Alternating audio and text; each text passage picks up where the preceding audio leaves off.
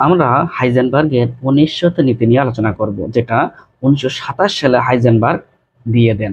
তবে কিছু কিছু জায়গায় আমরা 1926ও পেতে পারি। তাহলে এখানে আমরা লিখতে পারি 1926ও হতে পারে। তাহলে 1926টা কার রেফারেন্স? 1926টা হচ্ছে সঞ্জিত স্যারের রেফারেন্স। সঞ্জিত স্যারের রেফারেন্স। আমি মুখে বললাম স্যার, এখানে লিখলাম না যেহেতু জায়গা নাই। আর 1927টা হচ্ছে আমাদের হাজারি স্যারের রেফারেন্স।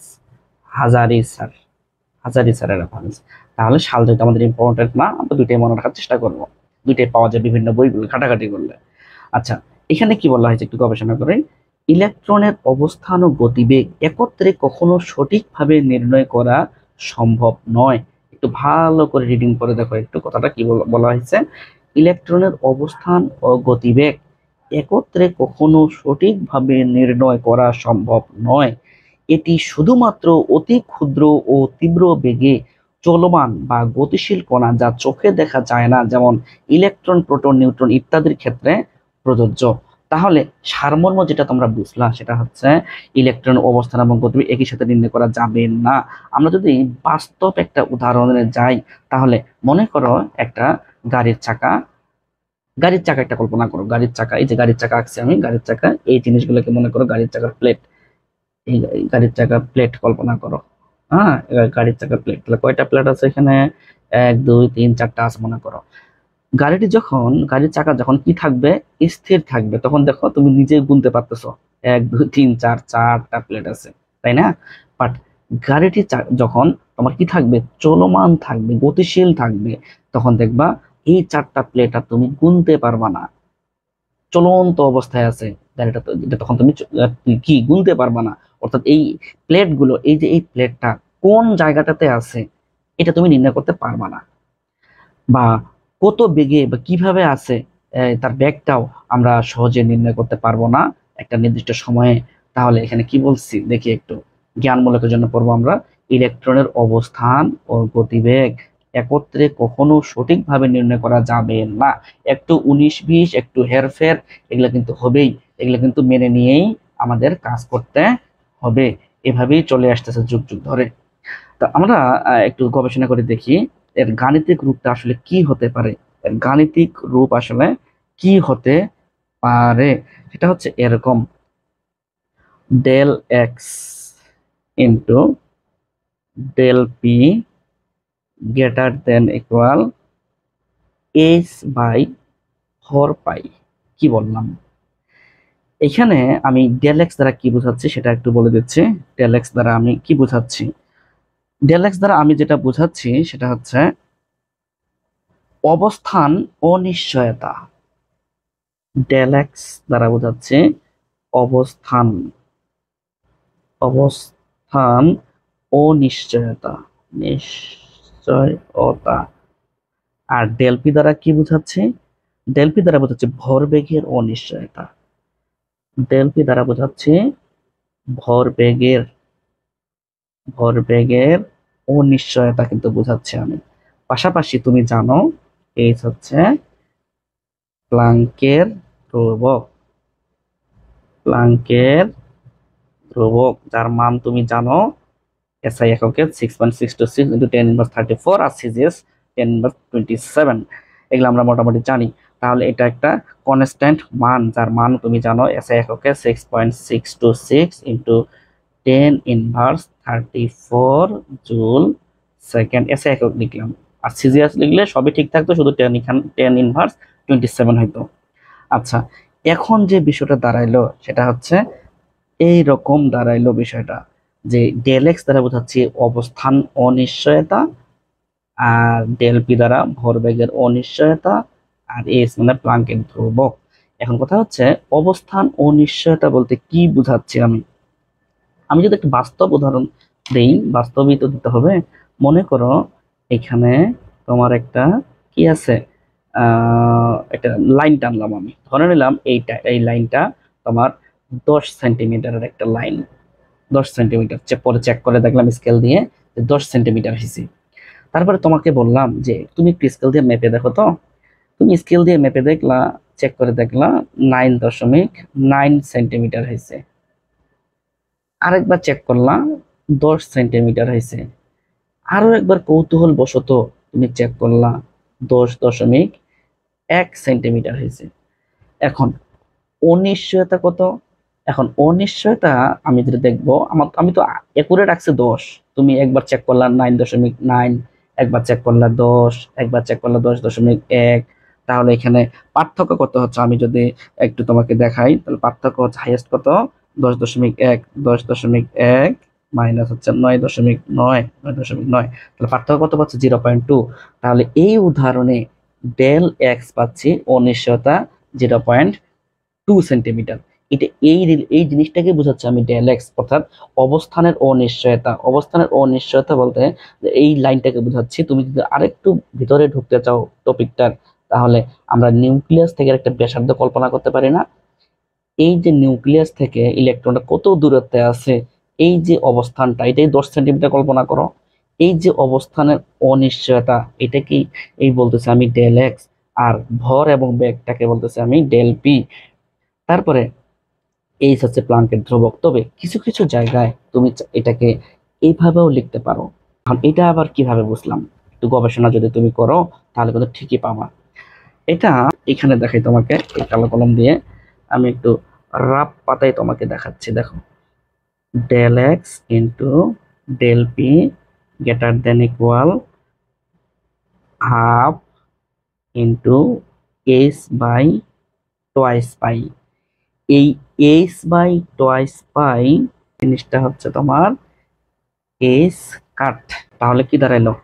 তাহলে যেটা দাঁড়াইলো, অতএব del x into del p, del x into del P greater than equal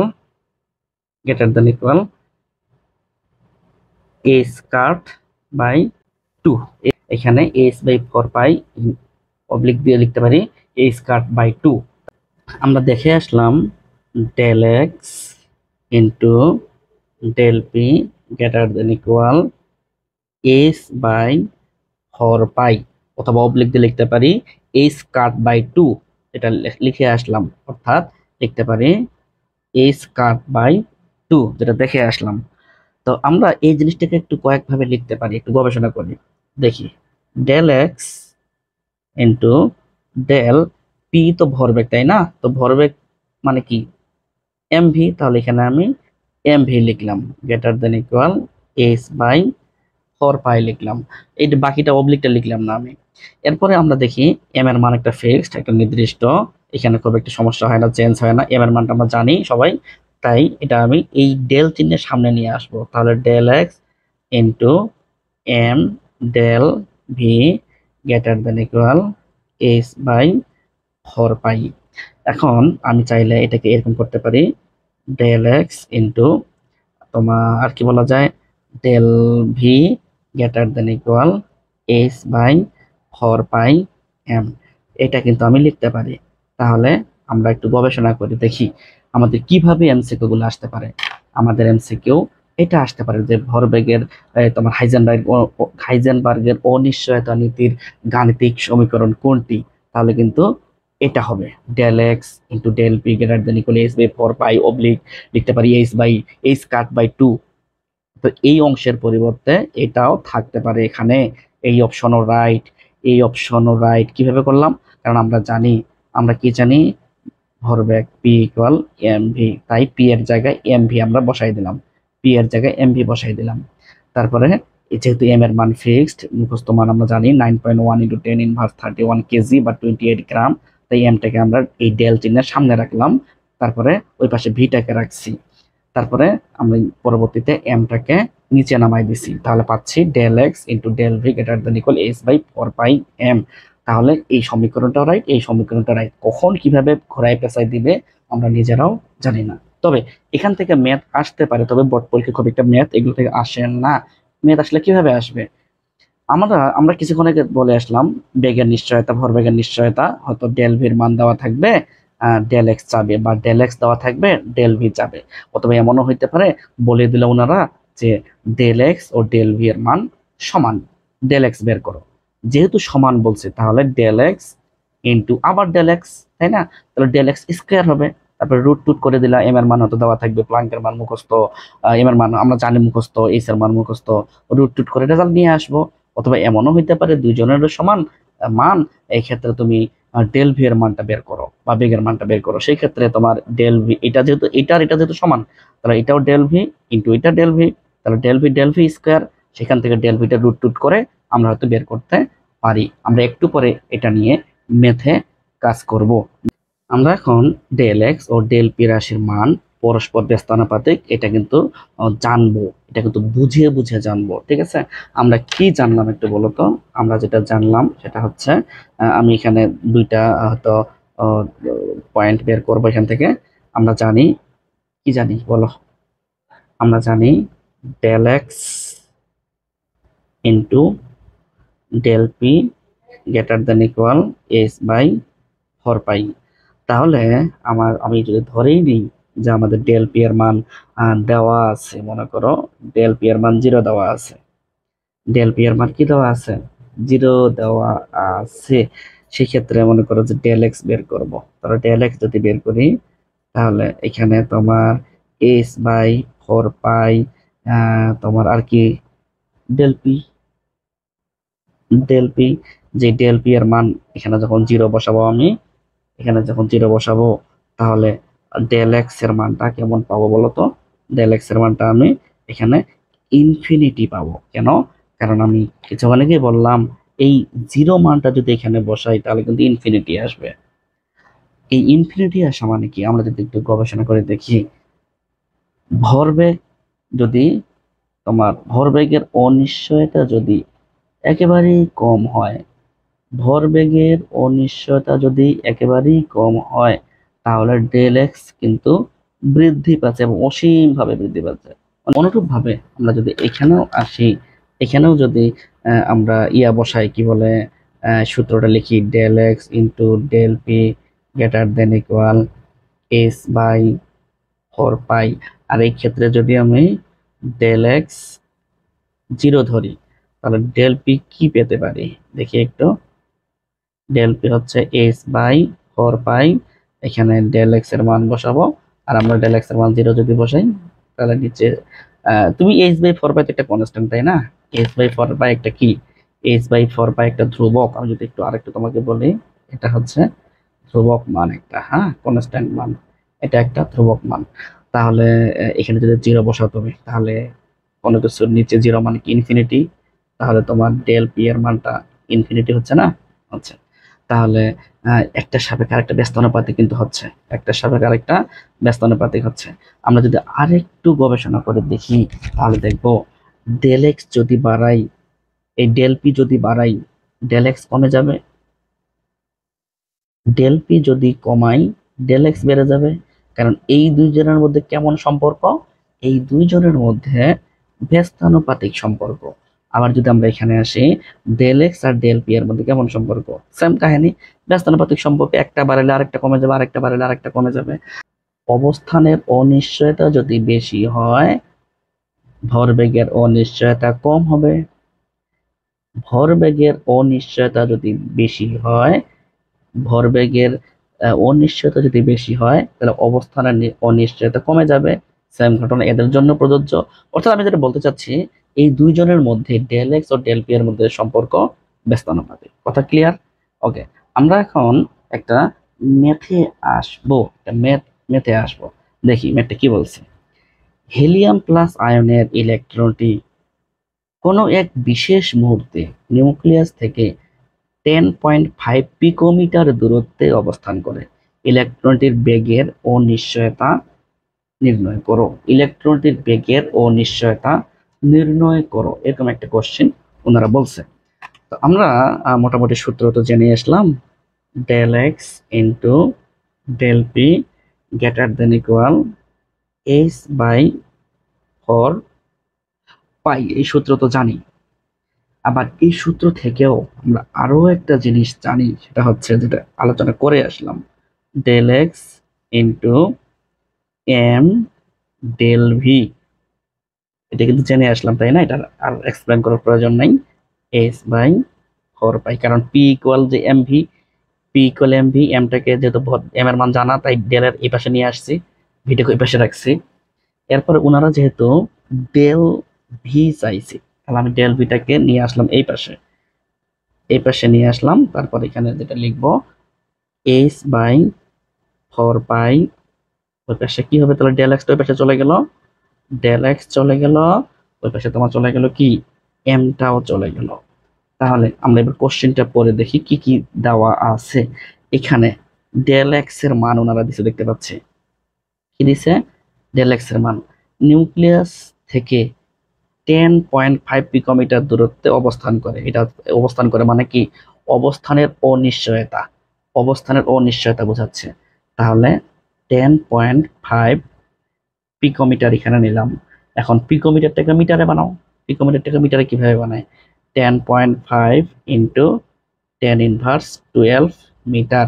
কারণ আমরা জানি যে 1 পিকোমিটার ইকুয়াল 10 ইনভার্স 12 মিটার, এটা কিন্তু আমরা জানি। তারপরে প্লাঙ্কের ধ্রুবকের মান জানি। আচ্ছা, যেহেতু আমি পিকোমিটার মিটারে যেহেতু নিচ্ছি মানে এসআইতে নিচ্ছি, তাই তাই না, যেহেতু এসআইতে নিচ্ছি তাহলে আমাকে এইচ এর মানটা এসআইতে নেওয়া উচিত, তাই না, 6.626 ইন্টু 10 ইনভার্স 34 জুল সেকেন্ড। তারপরে ইলেকট্রনের ভরটা তো আমরা জানি 9.1 ইন্টু 10 ইনভার্স 31 কেজি। যেহেতু সবগুলো এসআই তাই এখানেও এসআই 28 নেওয়া যাবে না, 31 নিতে হবে। তারপরে কি বলছে ওনারা, ইলেকট্রনটির বেগের অনিশ্চয়তা, তার মানে কি ডেল ভি ইকুয়াল হোয়াট। আমরা যখন এগুলো ক্যালকুলেটরে বসাবো, ক্যালকুলেটরে বসাইলে কিন্তু মোটামুটি আমরা একটা রেজাল্ট পাবো। এখানে ইকুয়াল চিহ্ন দিলে কোনো অসুবিধা নাই। তুমি যদি এইখানেও মনে করো যে এখান থেকে ইকুয়াল দেওয়া শুরু করো তাহলে কিন্তু সমস্যা হবে না। তাহলে আমি এখানেও ইকুয়াল দিতে পারতাম, এখানেও দিলাম, কোনো অসুবিধা নাই। আমি ক্যালকুলেটর চেপে যেটা পেলাম সেটা হচ্ছে 5.52 বা 51 এরকম একটা মান আসবে ইন্টু 10⁶ ms ইনভার্স 1, যেটা এসআই এককে নিয়েছি। তাহলে এটাই হচ্ছে আমাদের কি অ্যান্সার। আরেকটা কথা বলা যায়, যেহেতু ব্যস্তানুপাতিক দেখলাম, এখানে একটা বাস্তব উদাহরণ দেবো কি তোমাদের, যদি মনে কিছু না করো, বাস্তব উদাহরণ দিচ্ছি একটা। এটা হচ্ছে তুমি যদি সারাদিন এই যে মোবাইল নিয়ে গুতাগুতি করে থাকো, সারাদিন এই মোবাইল নিয়ে গুতাগুতি করো, হ্যাঁ, যত তুমি মোবাইল নিয়ে গুতাগুতি করবে তত তোমার ভালো লাগবে, আর তত তোমার পড়াশোনা কি খারাপ হতে থাকবে। সারাদিন ফেসবুক, ইন্টারনেট, ইউটিউব নিয়ে ঘাটাঘাটি করতেছো, ওই গান টান শুনতেছো, তোমার এই যে ফেসবুক সবার সাথে চ্যাটিং করতেছো, তোমাকে ভালো লাগতেছে কিন্তু তোমার পড়াশোনা কমে যাচ্ছে ধীরে ধীরে। আমি যদি আরো একটা উদাহরণ দিই, মনে করো তুমি কেমনে বলি, আচ্ছা বলেই ফেলি, কোনো অসুবিধা নেই যেহেতু বড় হইছো। সেটা হচ্ছে মনে করো তুমি তোমার গার্লফ্রেন্ডের সাথে বা বয়ফ্রেন্ডের সাথে কথা বলতেছো, ফোনে ফোনে কথা বলতেছো, কারণ সম্পর্ক তো টিকে রাখতে হবে। তাহলে তুমি ভালো করে কথা বলতেছো, সময় দিচ্ছ লং টাইম, এই কারণে তোমার কিন্তু একদিক দিয়ে দেখো পড়াশোনাটা একবারে মাটির সাথে মিশে যাচ্ছে। আবার পড়াশোনায় যখন তুমি সময় দিবা তখন তোমার গার্লফ্রেন্ডও ধীরে ধীরে পালাই যাবে, সময় দিবা না তাকে, চলে যাবে। তাহলে একটার সাপেক্ষে আরেকটা কিন্তু কেমন হচ্ছে বিষয়টা, ব্যস্ততার ঘটনা ঘটতেছে। তোমার যদি গার্লফ্রেন্ডকে সময় দাও তাহলে তোমার দেখবা, বা বয়ফ্রেন্ডকে সময় দাও তাহলে তোমার দেখবা যে পড়াশোনাটা হচ্ছে না বা একেবারেই কমে যাচ্ছে, খারাপ করতেছো। আবার যদি পড়াশোনায় প্রচুর সময় দাও তাহলে দেখবে যে তোমার গার্লফ্রেন্ড বা বয়ফ্রেন্ড থাকতেছে না, সে চলে যাচ্ছে। বিষয়টা কিন্তু এরকমই, হাইজেনবার্গের অনিশ্চয়তা নীতিটা কিন্তু এরকমই। অর্থাৎ তোমার ভরবেগের অনিশ্চয়তা যদি তুমি আহ, করতে চাও, মানে বের করতে চাও, তাহলে আবার ওটা হচ্ছে না, আবার তোমার অবস্থানের অনিশ্চয়তা করতে চাইলে আবার ওটা হচ্ছে না। অর্থাৎ ব্যস্তানুপাতিক একটা সম্পর্ক দেখতে পাচ্ছি। ঠিক আছে, আমরা এখানেই আমাদের টপিকটা শেষ করলাম।